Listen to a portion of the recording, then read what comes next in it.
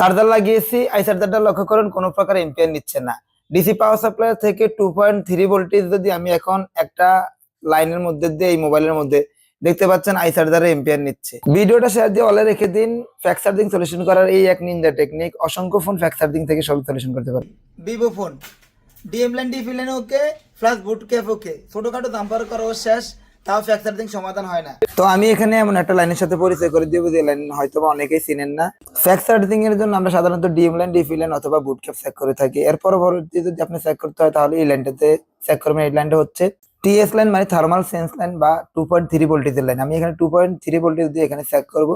তো এই লাইনটা পরিচয় করার আগে আমি ছোট্ট একটা ডায়াগ্রাম এখানে, ডায়াগ্রামটি হচ্ছে BQ charging IC. BQ charging আইসির 11 নম্বর লাইনটা হচ্ছে টিএস লাইন। তো এই 11 নম্বর পিনে বিকিউ আইসির 22 নম্বর পিন থেকে 4.7 ভোল্টেজ লাইন ডিভাইডার সার্কিট হয়ে ঢোকে। এখানে 10 কিলো ওহমের দুইটা রেজিস্টার থাকে, অথবা যে কোনো কিলো ওহমের হোক না কেন 50% ভোল্টেজ এই 11 নম্বর লাইনে ঢুকে।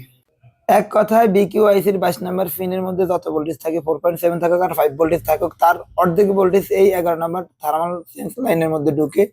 এই লাইনের মধ্যে যদি সঠিক পরিমাণ ভোল্টেজটা মানে ওই লাইনের 50% ভোল্টেজ না ঢুকে তখনই ফ্যাক্স চার্জিং আসে।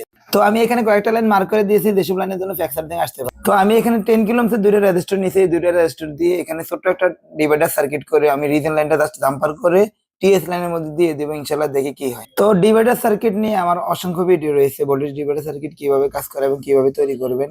ভিডিওটা দেখে নিলে ইনশাআল্লাহ এই ধরনের ডিভাইডার সার্কিট তৈরি করে অসংখ্য ফ্যাক্স চার্জিং অথবা চার্জিং হিটার জনিত সমস্যার সমাধান করতে পারে। তো দেখতে পাচ্ছেন এখানে আমার ডিভাইডার সার্কিট করা কমপ্লিট এবং একটা ইনপুট ভোল্টেজ একটা ডিভাইড ভোল্টেজ আমি টিএস লাইনের মধ্যে দিয়ে দিছি। এবার আমার দেখার ফলে হচ্ছে আমার আসলে কাজটা হয়েছে কিনা।